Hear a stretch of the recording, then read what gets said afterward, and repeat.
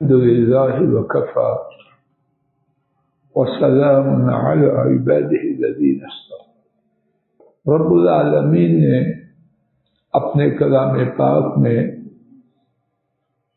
اپنی کچھ سنن، اپنے کچھ طریقے جو انہوں نے اس کائنات میں جاری فرما رکھے ہیں وہ بیان کر دیے، اور رب ذوالجلال کے طریقے ان میں تبدیلی نہیں ہوتی۔ ہزاروں سال پہلے جیسے تھے آج بھی ویسے، اور ہزاروں یا اس سے زیادہ سال باقی بھی ویسے ہیں۔ وَلَن تَجِدَ لِسُنَّتِ اللَّهِ تَبْدِيلًا، اللہ کے طریقوں میں آپ ہرگز تبدیلی نہیں پائیں۔ اللہ پاک کے ان طریقوں کو، ان ضابطوں کو سمجھنا اور ان کے حوالے سے وہی پالیسی اختیار کرنا جو اللہ کو پسند ہے، انسان کی خوش بختی کی، انسان کو خوش بخت بنانے میں بہت زیادہ اس کا کردار ہے۔ اگر اللہ کے اس کائنات میں جو طریقے جاری و ساری ہیں ان کو سمجھا ہی نہ جائے، یا ان میں وہ طریقہ اختیار نہ کیا جائے جو رب العالمین نے بیان فرما دیا ہے، تو اس میں اس بندے کی تباہی و بربادی ہے، دنیا میں بھی اور آخرت۔ اللہ ہم سب کو، ہمارے کنبوں، بہن بھائی ان کے کنبوں اور پوری امت کو خوش نصیب بنائے۔ آمین۔ آج کے سبق میں اللہ کریم کی ایک سنت، ایک ضابطہ، ایک طریقہ جو ہمیشہ سے انسانوں میں جاری و ساری ہے اور رہے گا، اس کے بارے میں کچھ ٹوٹی پھوٹی گزارشات عرض کرنے کا اللہ کی توفیق سے ارادہ لے کے آیا۔ سورہ آل عمران آیت شریفہ 140، اللہ کریم نے فرمایا وَتِلْكَ الْأَيَّامُ نُدَاوِلُهَا بَيْنَ النَّاسِ، اور وہ دن ہم انہیں لوگوں کے درمیان باری باری بدلتے رہتے ہیں، اور وہ دن ہم انہیں لوگوں کے درمیان باری باری بدلتے رہتے ہیں۔ یہ قاعدہ مبارکہ، یہ سنت الہیہ بابا آدم علیہ السلام کے زمانہ میں تھی، نبی محترم صلی اللہ علیہ وسلم کے زمانہ مبارک میں تھی، آج بھی ہے، اور جب تک قیامت بپا نہیں ہوتی تب تک جاری و ساری ہے۔ آئیے اسی سنت الہیہ کی مختصر سی تشریح سنتے ہیں۔ بیماری اور صحت، اب میرے ساتھ نگاہیں دوڑائیے۔ کوئی کنبہ ہمیشہ صحت مند رہا ہے، اور ایک کنبہ کے اندر 4، 6، 8، 10، 12 جتنے افراد کا کنبہ ہے، کیا ان کے درمیان ہمیشہ کوئی ایک صحت مند اور دوسرا ہمیشہ بیمار رہا ہے؟ نظام بدلتا رہتا ہے۔ آج کسی کنبے کا ایک یا ایک سے زیادہ شخص یا اشخاص اسپتال میں ہیں، کل کسی کنبے کے افراد وہاں پہنچے۔ آج کوئی ایک عدالتوں میں پھنسا ہوا ہے، کل پتہ نہیں کس کی باری ہے۔ آج ایک بلندیوں پر ہے مال و دولت کے اعتبار سے، کل کلا کچھ پتہ نہیں یہ بلندیوں والے ان کے کنبہ میں کس قدر فقر و افلاس آنے والا ہے۔ آج کوئی عزت و اقتدار والا ہے، کچھ پتہ نہیں کہ یہی عزت و اقتدار والے کل کس قدر رولنے والے ہیں۔ یہ قاعدہ رب العالمین ہے، تھا اور رہے گا۔ اب اس قاعدہ مبارکہ سے اس کو جاننے کے بعد فائدہ اٹھانے کے لیے اس قاعدہ مبارکہ کے اللہ جانے کتنے حصے بنتے ہیں، ہم 2 حصے ان کو اپنے سامنے لاتے ہیں، اور ان میں سے ایک حصے کے بارے میں تھوڑی سی بات اللہ کی توفیق سے آج کی اس عاجزانہ نشست سے لے کے جاتے ہیں۔ جب کسی شخص، کسی کنبے، کسی جماعت، کسی قبیلے، کسی گروہ، کسی ملک اس کے خوشی کے دن ہو، معاشی خوشی ہو، سیاسی بلندی ہو، قوت ہو، کچھ ہو، افراد کی قوت ہو کسی اعتبار سے، تو وہ کیا کرے؟ اور دوسری حالت جب تنگی کے، مصیبت کے، بیماری کے، فقیری کے، ذلت کے، مظلومیت کے دن ہو تو پھر کیا کرے؟ آئیے تونگری کے دنوں میں، صحت کے دنوں میں، خوشحالی کے دنوں میں، اقتدار اور قوت کے دنوں میں کرنے والے صرف 3 کام، اللہ جانے کتنے ہیں، لیکن مختصر بات 3 کام میں آپ اپنے ساتھ اللہ کی توفیق سے لے جائیں۔ اس بارے میں سب سے پہلا کام جو کرنے والا ہے، جس کسی نے یہ بلندی دی ہے، یہ آسودگی دیا ہے، یہ امن اور چین دیا ہے، عزت اور اقتدار دیا ہے، اس کا شکر کیا جائے۔ کیوں؟ وَمَا بِكُم مِّن نِّعْمَةٍ فَمِنَ اللَّهِ، تمہارے ساتھ جو نعمت ہے، وَمَا بِكُم مِّن نِّعْمَةٍ، ماں تھوڑی سی گرامر کی بات بھی سمجھ لیں، ماں نافی ہے، نفی، من نعمہ، نعمہ اس میں نکرہ ہے، کامن نام، اس سے پہلے حرف جار ہے، پروپوزیشن، جس طرح لا الہ، کیا معنی ہے؟ کرو ترجمہ، کوئی باقی بچتا ہے؟ وما بکم من نعمہ، فضل الہی، مغل صاحب، آوان صاحب، بھٹی، جو بھی ہے، اور نہیں ہے تمہارے ساتھ کوئی نعمت، فمن اللہ، تو اللہ تعالی کی جانب سے ہر نعمت۔ اب میں آپ کو دیکھ رہا ہوں، یہ نعمت ہے کہ نہیں؟ کس کی طرف سے ہے؟ میری اماں نے، میرے والد نے، اللہ ان کا رحمت کرے، اور آپ سب کے والدین پر، انہوں نے اس کے لیے کچھ دیا، کچھ بھی نہیں۔ اب مجھ سے زیادہ خوبصورت، مجھ سے زیادہ طاقت والے، وہ تاج زندگی اپنے اماں اور ابا کا چہرہ بھی نہیں دیکھ سکتے۔ مجھ میں کیا ہے یا میرے ماں باپ میں کیا بات؟ وَمَا بِكُم مِّن نِّعْمَةٍ فَمِنَ اللَّهِ، ہر نعمت جو ہم میں سے کسی ایک کے پاس وہ ان کی جانب سے۔ عام دین تو ہے ہی ہے، بہت اونچی چیز، عام اخلاق، عام انسانی زندگی، اس میں دستور کیا ہے کہ جو کچھ دے اس کا شکر کرنا چاہیے کہ ناشکر؟ ان کا شکر کرنا چاہیے۔ ہر انسان،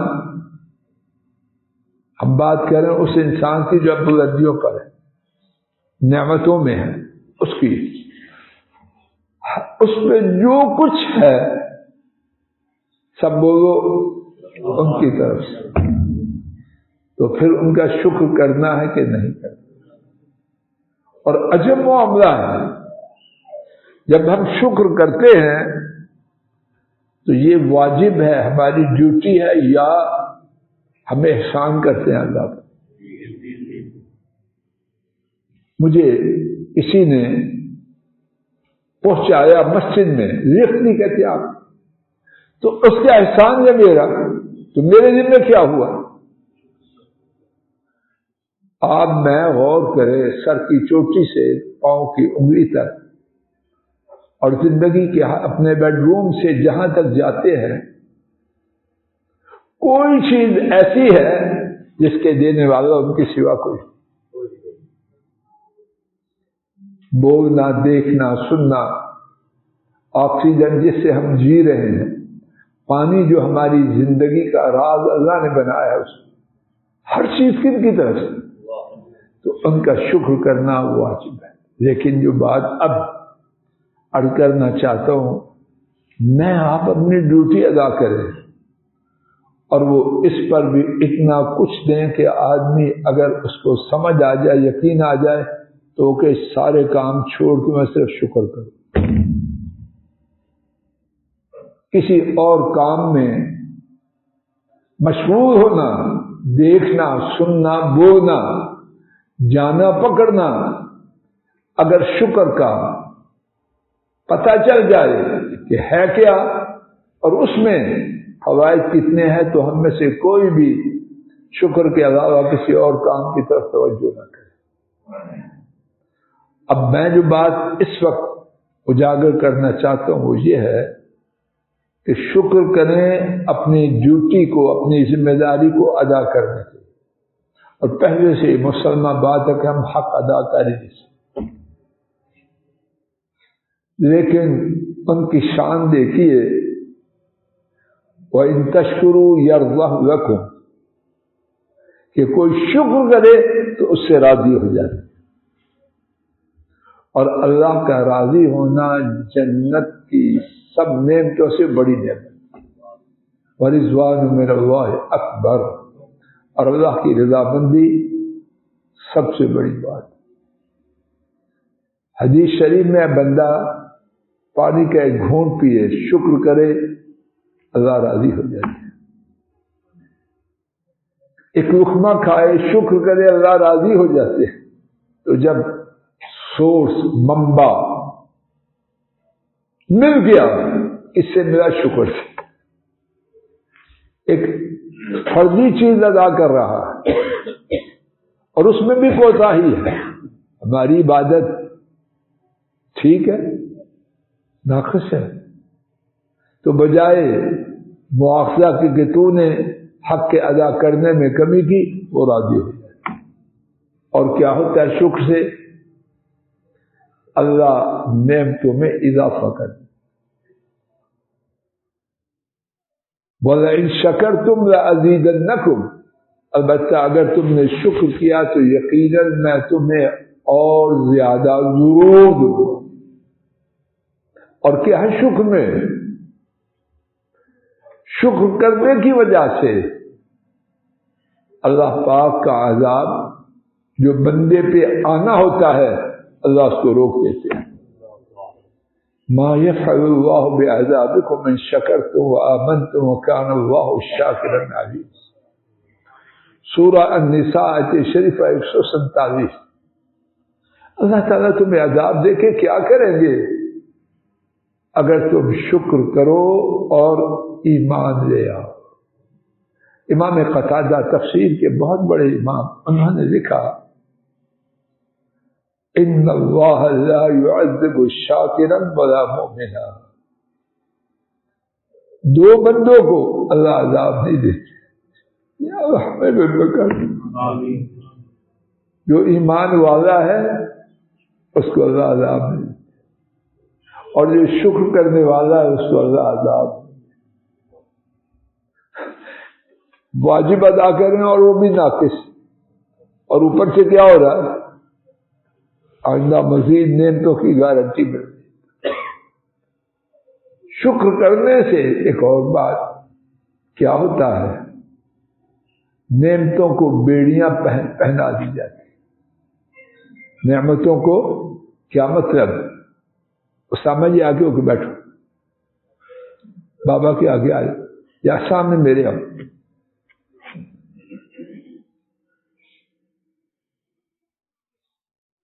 کیا مقصد؟ شکر کو، شکر کی وجہ سے نعمتوں کو بیڑیاں پہنانا پھر نعمتیں جاتی نہیں، اللہ ان کی مدت طویل سے طویل کرے۔ بعض ائمہ نے لکھا اور خوب لکھا، قید النعم بالشکر، اللہ کی نعمتوں کو سنگل ڈالو، بیڑیاں پہناؤ، کسی کی ہے طاقت یہ کر سکے؟ ہاں، اللہ نے جو نسخہ دیا ہے وہ استعمال کرو گے تو نعمتوں کو سنگل پڑ جائے، اور وہ کیا ہے کہ اللہ کا شکر کر کے نعمتوں کو بیڑیاں پہنا۔ اب سوال یہ ہے شکر ہے کیا؟ اور اس سوال کے جواب میں کہنے اور سننے والوں کی ایک بڑی اکثریت کھوٹی ہے۔ اللہ نہ کرے کہ میں آپ اور ہمارے کنبے بہن بھائی ان کے کنبے اور امت ساری ان میں نہ ہو، لیکن جو چیز نظر آ رہی ہے وہ اچھی نہیں۔ شکر کیا ہے؟ علامہ قاسمی رحمہ اللہ انہوں نے قرآن پاک کی 17 حصوں میں بڑی عمدہ تفصیل لکھی ہے، شامی عالم ہے پچھلی صدی۔ فرماتے ہیں شکر یہ ہے صرف النعمت الی ما خلق لہ، جس مقصد کے لیے اللہ پاک نے نعمت پیدا کی ہے اس میں استعمال کریں۔ مال اللہ نے اس لیے بنایا کہ اس سے گندے وسائل خرید کے گھروں کو، بچوں کو، بیگمات کو اور خود بے حیائی کی طرف تیزی سے دوڑ لگا دیں۔ اللہ پاک نے مال اس لیے بنایا ہے، مال اس لیے بنایا ہے کہ تیرے گھروں کی عورتیں ایسا لباس پہنیں جن کے بارے میں شریعت نے کہا کہ وہ لباس پہننے کے باوجود ننگی ہیں۔ فرمایا نساء کاسیات عاریات، عورتیں ہیں ننگی ہیں لباس کے باوجود۔ دو چیزوں کو عبدالوکی سے جمع کر دیں، لباس ہے لیکن ننگی ہے۔ اور کس نے کہا؟ اس نے کہا اللہ کی مخلوق میں ان جیسی احتیاط کرنے والا کوئی ہے نہیں۔ اور انہوں نے کہا جو اللہ کی مخلوق میں سب سے زیادہ باحیا ہے۔ لیکن سمجھانا تو بات کو کھولیں گے نہیں تو سمجھا کیسے آئے؟ کامران سمجھ کیسے آئے؟ کیا مقصد؟ کاسیات بھی، کپڑے پہننے والی بھی، اور عاریات بھی، دو ضدوں کو جمع کر دیا۔ کنٹرڈکشن ہے کہ نہیں؟ کوئی کنٹرڈکشن نہیں، سمجھ لیں تو انشاءاللہ۔ علماء امت نے لکھا کہ کاسیہ عاریہ جو بنتی ہے، لباس پہننے والی شریعت کی نگاہ برہنہ ننگی جب ہوتی ہے جب تین میں سے ایک بات۔ نمبر 1، لباس ایسا ہو جس کو آج کی زبان میں بڑے فخر کہتے ہیں سی تھرو، چمڑی کا پتہ لگے کس رنگ کی۔ خاک ہے تجھ پر، تیرے لباس پر، اور تجھ کو لباس لا کے دینے کے لیے وسائل، لباس لانے کے لیے وسائل دینے والے تیرے ساتھی یا جو بھی ہے اس پر۔ لباس بھی پہننا ہے، اللہ نے اسی لیے پیسے دیے، اور لباس کی نعمت اسی لیے دی کہ تو کاسیہ بھی بن اور عاریہ بھی بن۔ اور یہ بات ہے کہ نہیں؟ جی لازمی ہے کہ نہیں؟ اللہ کرے گھر بچ جائیں، جو چیز جس کا خوف نہیں آنکھوں سے جو بچے ہوئے ہیں وہ بھی جا رہے ہیں۔ ان سے روکنا آکورڈ ہو گیا، کہ مسئلہ صحیح ہے کچھ اور آکورڈ ہو گیا، پسند نہیں کرتے اس منحوس معاذ اللہ ایسی باتیں کہیں، سیاپا آ گیا، ساری مجلس کا رنگ برباد کر دیا۔ کامران جی یہی شیطانی ڈائلاگ بولتے ہیں، کیا کہتے ہیں؟ پر تو نہ یا تو اتنے بجتے ایسے اس کا وجود گوارا نہیں کہ لباس پہننا ہے جو اس کے بالکل برعکس ہو، جس کا نام شکر ہے۔ نعمت، لباس بہت بڑی نعمت ہے، تو اللہ نے یہ نعمت دی اپنے آپ کو بے لباس کرنے کے لیے، برہنہ کرنے کے لیے، ننگا کرنے کے لیے، اپنی چمڑیاں دکھانے کے لیے، یا چھپانے کے لیے؟ اللہ کے لیے غور کریں کیا ہو رہا۔ میں اندر بیٹھ کے بخاری شریف پڑھ رہا ہوں اور باہر کیا ہو رہا ہے میری لابی میں، اور فیمیل کی جو سٹنگ روم اس میں کیا ہو رہا ہے۔ دوسرا لباس جس کی وجہ سے لباس پہننے والی محمد کریم صلی اللہ علیہ وسلم کے فرمان کے مطابق بے لباس ہوتی ہے، برہنہ ہوتی ہے، وہ کون سا ہے؟ اتنا ٹائٹ لباس کہ جسم کی موٹائی اور دبلا پن پتہ چلے۔ انا للہ و انا الیہ، کہاں جا رہے ہیں؟ یہ جو چوڑی پجامے کا شیطانی رواج آیا ہے، شرفاء جن کو کہتے ہیں ان کے گھروں، باقی کی تو بات ہی نہیں ہم کرتے، اور بات کرو درجن نے کر دیتے ہیں۔ تو انسان ہے، کپڑا تیرا، پیسے تیرے، ناک پہ مکھی نہیں بیٹھنے دیتی، اور یہ سارا لباس درجن کا بیڑا گھر کو یہ تیرا ہوا، کس کو دھوکہ دیتے ہیں؟ اللہ اتنا بھولا کیا بنا رکھا ہے اللہ؟ یہی بولتے ہیں یا کچھ اور بولتے ہیں؟ وقار صاحب جی، درجن نے کوئی ہے اس میں سینس، اور ہیں عقل کے پہاڑ ہیں۔ اسلام آباد میں اتنی سیانی عورت کوئی نہیں، وہ سمجھتی ہے یہ عقل والوں کی بات ہے۔ جو درجن کی تابع دار تو بڑی سیانی ہے۔ مغل صاحب آپ کے فیصلے میں تیسری قسم، اسی بات ختم کر دیں گے، تیسری قسم شارٹ ڈریس۔ یہ نوح علیہ السلام کے زمانے کا فیشن ہے آج جی، کہ شارٹ لباس والیاں بھی کتنا قیمتی لباس پہنے محمد کریم صلی اللہ علیہ وسلم نے ان کے لباس کے باوجود ان کو کیا نام دیا؟ عاریات، لباس سے خالی۔ تو نعمتوں کے زمانے میں نعمتوں کے ملنے پر جو کرنے کے کام ہیں ان میں سے سب سے پہلا کام بولو سب، اور اللہ کی رحمت کہ شکر کرنے کے فوائد ہوتے۔ لیکن شکر کا معنی وہ شکر جو اللہ کے ہاں شکر ہے، اور وہ کیا ہے؟ جیسے کہ علماء امت نے بیان کیا اور ہمارے گمان کے ٹھیک بیان کیا کہ نعمت کا استعمال ویسے ہو جیسے اس مقصد کے لیے انہوں نے پیدا کیا۔ اللہ پاک اپنے فضل و کرم سے ہمیں نعمتیں دے، صحت دے، تونگری دے، عزت دے، ہمیں چاہیے، کوئی درویشی نہیں۔ ہم میں سے کوئی ہے جو نعمتیں نہیں چاہتا؟ میں تو بہت چاہتا ہوں۔ اللہ نعمتیں دے، خوب دے، لیکن نعمتیں دیں جو شکر والی۔ اگر شکر کے بغیر نعمت ملے تو اس سے بہتر کیا ہے؟ اللہ پاک کہنے سننے کی غلطی کو معاف کر دے، اور جو ٹھیک بات کہی اور سنیں گے اللہ اس کو قبول، اللہ اس کو قبول فرمائے، اللہ اس کو قبول فرمائے اور اس پر عمل کی توفیق دے۔ آخر دعوانا الحمد